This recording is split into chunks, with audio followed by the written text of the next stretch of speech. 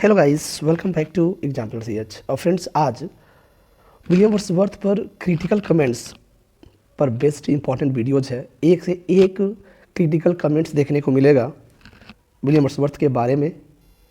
आइए वीडियो शुरू करते हैं और वीडियो को लाइक करना मत भूलिएगा। आइए शुरू करते हैं। क्वेश्चन नंबर 1 है कि डैडी वर्ड्सवर्थ किसने बोला था? एडवर्ड फिट्जजेराल्ड ने। किसने बोला था? एडवर्ड फिट्जजेराल्ड ने डैडी वर्ड्सवर्थ बोला था। फिलिस्टीन्स, एक फिलिस्टीन्स किसने बोला था? स्विनबर्न ने। ठीक है, यानी विलियम वर्ड्सवर्थ को फिलिस्तीन बोले थे स्विनबर्न। इगोस्टिकल सबलाइम जॉन कीट्स ने बोला था। ए मॉरल यूनुक पीबी शेली ने बोला था। सिंपल एंड डल पीबी शेली ने ही बोला था। A medicine for my state of mind, यानी मेरे दिमाग की स्थिति का लिए एक दवा का काम करता है। क्या? ये जीएस मिल का स्टेटमेंट है विलियम वर्ड्सवर्थ के पोएम्स के लिए, यानी जितने भी पोएम्स हैं वो एक मेडिसिन का काम करता है, ऐसा जीएस मिल ने बोला है। द यूनिक ऑटोबायोग्राफिकल पोएम, एक अद्वितीय आत्मकथात्मक क्या है? पोएम है। लिगोइस ने बोला है द प्रिल्यूड के बारे में, वही प्रिल्यूड जो 1805 में कंप्लीट होता है और 1850 में पब्लिश होता है। ऑटोबायोग्राफिकल पोएम है, लिगोइस ने ऐसा बोला है। More than historic that prophetic ले, यानी कह रहा है कि हिस्टोरिक से ज़्यादा अपेक्षा अगर देखा जाए ना तो ये प्रोफेटिक ले है। प्रोफेटिक ले मतलब होता है भविष्यवाणी करने योग्य जो कथन होते हैं ना, वो कॉलरिज ने इस लाइन को बोला है प्रिल्यूड के बारे में। ठीक है, more than historic than prophetic ले। Wordsworth has not only sight but insight, यानी वर्ड्सवर्थ के पास जो है सिर्फ साइट ही नहीं है, यानी दृष्टि ही नहीं है, अंतर्दृष्टि भी है। क्या है? अंतर्दृष्टि भी है, इनसाइट भी है। This will never do Jeffrey ने बोला है, और जेफरी के द्वारा यह this will never do Recluse के बारे में, रेक्लूस एक्सक्लूशन और प्रिल्यूड को जो मिला करके बनने वाला था रेक्लूस, उसके लिए बोले थे this will never do. I viewed the in the choir मतलब होता है गायन मंडली। मैंने उन्हें किस में देखा है? गायन मंडली में देखा है। Of ईवर enduring man, of ईवर enduring मतलब है ऐसे व्यक्ति जो कभी थकते नहीं हैं, लगातार चलते रहते हैं, ऐसे व्यक्तियों में मैंने उसे देखा है। एक कॉलरिज ने अपने पोएम टू विलियम वर्ड्सवर्थ में बोला है। ठीक है, एन ऑर्फिक सॉन्ग इंडीड, तो ध्यान रखिएगा, ऑर्फिक सॉन्ग इंडीड बोला है किसने? कॉलरिज ने। किसके बारे में? तो प्रिल्यूड के बारे में। ठीक है, an orphic song indeed. William Wordsworth learn that words may build a princely throne, ऐसा बोला जा रहा है रॉबर्ट बर्न्स के द्वारा कि वो कह रहे हैं कि विलियम वर्ड्सवर्थ लर्न दैट उन्होंने सीखा कि वर्ड्स में जो पोएट्री है ना वो क्या बना सकती है? प्रिंसली थ्रोन बना सकती है। ऑन हम्बल ट्रूथ, किस पर? हम्बल ट्रूथ पर एक प्रिंसली थ्रोन समझ रहे हैं ना, सिंहासन, राज सिंहासन बना सकती है। रॉबर्ट बर्न्स ने ऐसा बोला है। इस सन ऑफ रूसो, किसने बोला है? इंपॉर्टेंट है, सन ऑफ रूसो जो है एमिली लिगोइस ने बोला है। एमिली लिगोइस ने बोला है कि ये सन ऑफ रूसो। ट्रूथ, सत्य, that way to Paris never, यानी ऐसा सत्य जो कभी भी समाप्त न होने वाला हो और लोगों को जागृत करता हो, वो थॉमस कार्लाइल का स्टेटमेंट है वर्ड्सवर्थ के बारे में। Every great poet is a teacher, कह रहा है कि प्रत्येक पोएट जो है एक टीचर होता है। I wish either to be considered, मैं भी सोचता हूँ कि या तो मैं एक टीचर के रूप में रहूँ या किसी अन्य चीज़ के नहीं। तो वर्ड्सवर्थ का एक खुद की लाइन है कि उन्होंने खुद कहा कि every great poet is a teacher, और मैं चाहता हूँ कि एक एज ए टीचर के रूप में हमेशा मैं जाना जाऊँ, कंसिडर किया जाऊँ। Wordsworth must know that what he writes valuable is not to be found in nature, यानी कह रहा है विलियम ब्लैक कि वर्ड्सवर्थ मस्ट नो, इनको जानना चाहिए कि व्हाट ही राइट्स, जो कुछ भी लिखते हैं कीमती, जितने भी जो भी चीज़ें लिखते हैं, is not to be found in nature, जो कुछ भी लिखते हैं, जो कीमती बेशकीमती लिखते हैं ना, वो प्रकृति में नहीं पाए जाते हैं। विलियम ब्लैक की लाइन है, important line. I see in Wordsworth the natural man rising up against the spiritual man, कह रहे हैं कि मैंने वर्ड्सवर्थ को एक प्राकृतिक के रूप व्यक्ति के रूप में, ठीक है, प्राकृतिक व्यक्ति के रूप में मैंने उन्हें क्या किया? उगते हुए देखा है। किसके अगेंस्ट? स्पिरिचुअल, आध्यात्मिक मैन के अगेंस्ट। एक चीज़ continuously, and then he is no poet, और बता रहे हैं कि वो पोएट नहीं है बट ए फिलोसफर। और किसके फिलोसफर? एट एनिमिटी, यानी शत्रुता होता है। एक फिलोसफर है against all true poetry and inspiration, सभी सत्य पोएट्री के अगेंस्ट हैं, वो एक पोएट नहीं है बल्कि एक फिलोसफर है। देखिए कितना बड़ी बात बोला गया है इसमें विलियम ब्लैक के द्वारा, ठीक है, William black. Wordsworth was an ईवर enduring man, तो मैंने पहले ही बता दिया था कि एस.टी. कॉलरिज ने यह लाइन लिखा है वर्ड्सवर्थ के लिए। Wordsworth is the best poet of the age, I feel my self a little man by his side.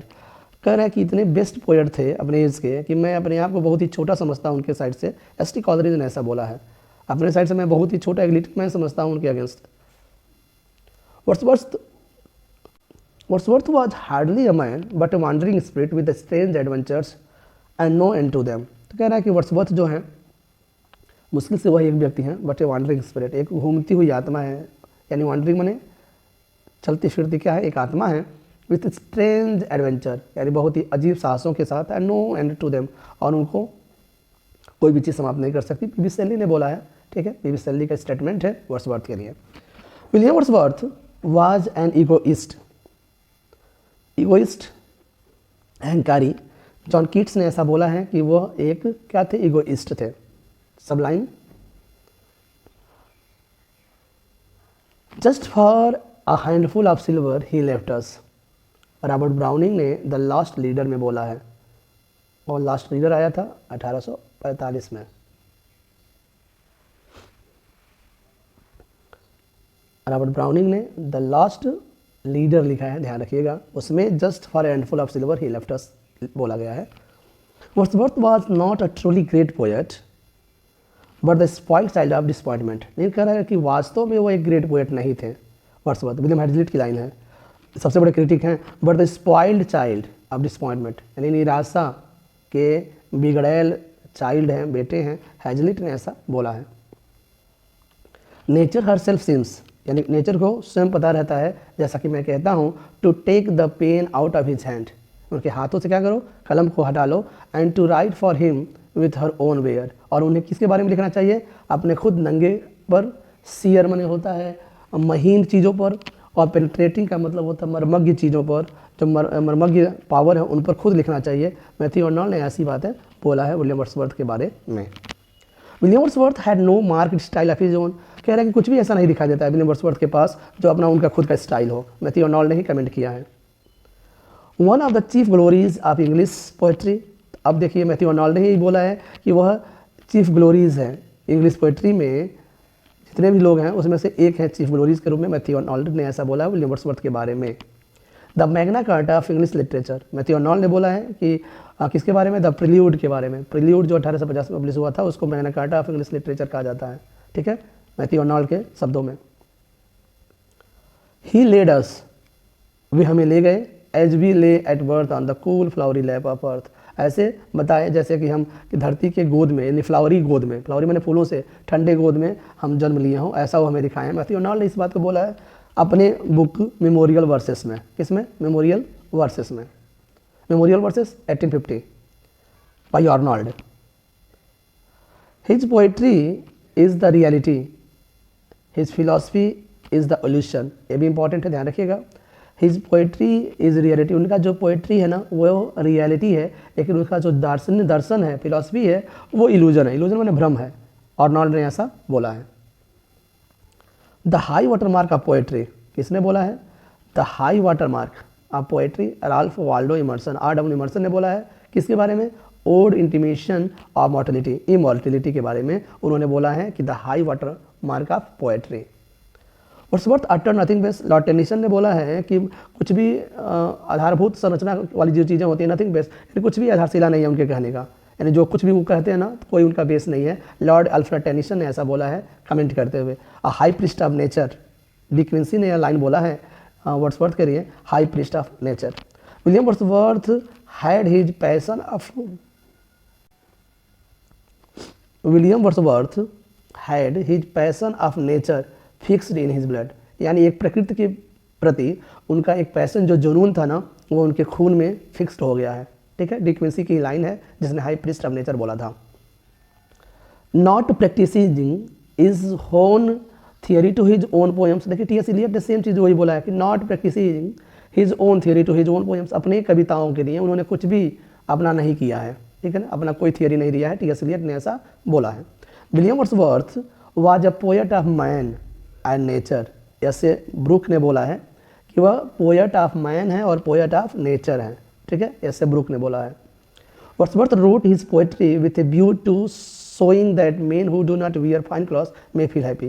ये देखिए line, Wordsworth wrote his poetry with a view to showing that, यानी जब poetry लिखते हैं तो ये दिखाते हुए लिखते हैं कि जो व्यक्तियों के बारे में, specially who do not wear fine clothes, जो अच्छे कपड़े नहीं पहन सकते ना, वो इस पोएम को पढ़ करके क्या हो सकते हैं, हैप्पी फील कर सकते हैं। ऐसे ब्रूक ने ऐसा बोला है कि ऐसी पोइट्री लिखते हैं कि अगर आपके पास कपड़े ना हो और इस पोएम को पढ़ते हैं तो आप अच्छा फील करेंगे। The very culture of feeling, the very culture of feeling J S. Mill ने बोला है। The poet of unpoetical nature, ये भी जे.एस. मिल ने ही बोला है। The poet of unpoetical nature, देखिए अनपोइटिकल यानी ऐसे पोएट हैं जिनका कोई भी पोइटिकल नेचर नहीं है। I felt my self at once better and happier as I came under their influence. Wordsworth poem के बारे में जे.एस. मिल ने बोला है कि जब भी मैं स्वयं महसूस किया हूँ, जब भी मैं बहुत बेहतर और हैप्पियर हूँ, खुश हूँ, as I came under their, जब मैं उनके पोइट्री के प्रभाव में आता हूँ तो मैं बहुत ही खुश हो जाता हूँ, ऐसा जे.एस. मिल ने बोला है। Wordsworth had not stayed out of the lake District, यानी कहीं भी बाहर नहीं रहे हैं लेक डिस्ट्रिक्ट के अलावा, and so never had the chance coming across nature red in tooth and claw. Aldous Huxley ने बोला है कि Wordsworth had not stayed out of the lake district and so never had the chance coming across the nature, और कभी भी उन्हें क्या प्रकृति में और आने का मौका नहीं मिला। Red in tooth and claw, red and tooth and claw का मतलब समझ रहे हैं ना, जितना प्रकृति को अच्छे से समझे उतना ही वो बवंडर भी मचाता है। यानी रेड एंड टू थेंकला का मतलब समझ रहे हैं ना कि बिल्कुल तूफान जैसा काम करता है, जैसा प्रकृति को उसने दिखाया वैसा नहीं भी होता है। उन्होंने लेक डिस्ट्रिक्ट से बाहर भी नहीं निकला। It is a PT he never travelled beyond the boundaries of, बड़ी कहते हुए दया आ रही है कि उन्होंने यूरोप के बाउंड्रीज के बाहर उन्होंने कभी भी यात्रा नहीं किया। यानी जो कुछ भी प्रकृति के बारे में बात करते हैं ना, वो सिर्फ यूरोप की बात करते हैं, यूरोप के बाउंड्रीज से बाहर कभी नहीं गए। एल्डस हेक्सले का दोनों स्टेटमेंट्स इंपॉर्टेंट है। ए mountain the most massive in the Lofty range which is called the romantic revival. ये एक्चुअली रोमांटिक रिवाइवल के बारे में बात किया गया है कि ये माउंटेन एक ऐसा पहाड़ है, द मोस्ट मैसिव, बहुत ही विशाल का, इन दैट लॉफ्टी रेंज, और अच्छे एरिया में है, which is called the romantic revival. जैसी स्मिथ ने यह लाइन बोला है रोमांटिक रिवाइवल के बारे में। William Wordsworth was a real mistake of nature, देखिए रियल मिस्टिक ऑफ नेचर बोले हैं H.W. गैरोड ने, H.W. गैरोड ने। अ प्योर सेंसनलिस्ट, ये प्योर यानी एक शुद्ध, सेंसनलिस्ट का मतलब वो खलबली मचाने वाला, सनसनी मचाने वाला, तो वो गैरोड ने ही बोला है, ठीक। Wordsworth was not only melodious, सिर्फ मिलोडियस नहीं थे बल्कि he is seldom graceful, graceful भी रहे हैं, एंड ओनली ऑकेजनल इंस्पायर्ड, और कभी कभी इंस्पायर्ड भी हुए हैं। W. लॉन्ग की लाइन है, इंपॉर्टेंट लाइन है। William Wordsworth is the greatest poet of nature that our literature has produced. इतने महान पोएट हैं नेचर के जिसकी वजह से हमारा जो लिटरेचर है ना वो उत्पन्न हुआ है। W. लॉन्ग ही ने ऐसा बोला है। पोइट्री ऑफ ह्यूमैनिटी, ये भी ध्यान रखिएगा, एक इंपॉर्टेंट छोटा सा प्यारा सा स्टेटमेंट है। पोएट ऑफ ह्यूमैनिटी यानी मानवता के जो पोएट हैं वो जॉन केबल के द्वारा बोला गया है विलियम वर्ड्सवर्थ को, ठीक। The leech gatherer by Wordsworth was his best cure of despair. Despair मन होता है निराशा का सबसे बड़ा जो इलाज है ना वो लीच गैदरर है, ठीक है। लीच गैदरर जो पोयम है जो 1807 में पब्लिश होता है वो एक निराशा का क्या है, सबसे बड़ा उपचार है। वर्ड्सवर्थ के जो पोयम है उसकी बात कर रहा है। थॉमस हार्डी की ये लाइन है, किसकी लाइन है, थॉमस हार्डी की। Wordsworth is ever spiritualising the moods of nature and winning from the moral consolation. तो कह रहा है कि spiritualising the moods of nature and winning from the moral consolation, और क्या जीत रहा है उनसे, मोरल कंसोलेशन उससे जीतता है। और मूड्स ऑफ नेचर की स्पिरिचुअलाइजिंग किया गया वर्ड्सवर्थ के द्वारा, एक कैप्टन रिकेट के द्वारा बोला गया लाइन है, इंपॉर्टेंट है।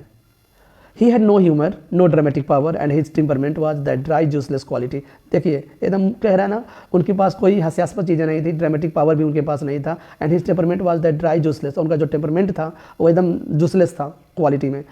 All his published correspondence you shall not find letter but you only essay. James Russell Lowell ने यह लाइन बोला है, ठीक है। उनके पास कोई भी इस तरह की चीज़ें नहीं थी, ना ह्यूमर है, ना ड्रामेटिक पावर है, ना टेम्परमेंट है। किसने बोला है, जेम्स रसेल लॉवेल ने, ठीक है। जेम्स रसेल लॉवेल का भी ध्यान रखिएगा, जेम्स रसेल लॉवेल ने भी एक फाउंटेन पोयम लिखा है, जबकि विलियम वर्ड्सवर्थ ने भी एक फाउंटेन पोयम लिखा है। द हिस्टोरियन ऑफ वर्ड्सवर्थ शायर, ये इंपॉर्टेंट है, हिस्टोरियन ऑफ वर्ड्सवर्थ शायर जेम्स रसेल लॉवेल का ही स्टेटमेंट है, इंपॉर्टेंट है। One of the giants of English poetry, ये भी जॉन क्रो रैंसन ने बोला है कि one of the giants of English poetry, English poetry के राक्षसों में से एक थे, ठीक है, जायंट्स। वो कौन है? John Crowe Ransom. In his adoration of nature Wordsworth's creed is a mystical pantheism. और कह रहे हैं कि अपने प्रकृति के एडोरेशन में कह रहा है कि उनके अंदर क्या है? एक मिस्टिकल पैंथेइज्म है। पैंथेइज्म मतलब समझिएगा, all is God, God is all, यानी लुईस कैजमियन का स्टेटमेंट है, ध्यान रखिएगा। Wordsworth remained nonetheless the apostle that revolution had made him. यह भी लुईस कैजमियन की स्टेटमेंट है। Wordsworth remained nonetheless the apostle that revolution had made him. तो कह रहा है उनके अंदर कुछ इस तरह की चीज़ें नहीं बची थी, लेकिन जो भी कुछ उन्होंने लिखा है तो रिवोल्यूशन की वजह से लिखा था। A superior donkey reclaimed from the heathen to be. अब देखिए क्या क्या बोला जा रहा है। अ वेरी सुपीरियर डंकी, ये सुपीरियर डंकी रिक्लेम्ड, मैंने पूरा दावा किया, फ्रॉम द हीथन यानी हीथन से, अ वेरी सुपीरियर डंकी। यह लाइन है मेरिडिथ का, और उसने रिचार्ड फेवरेल करके कोई वर्क लिखा है मेरिडिथ ने, और मेरिडिथ ने यह लाइन बोला है सुपीरियर डंकी, ठीक है, अ वेरी सुपीरियर डंकी। ये रहा आज का important video. Thanks for watching the video. मिलते हैं नेक्स्ट वीडियो में। Bye bye.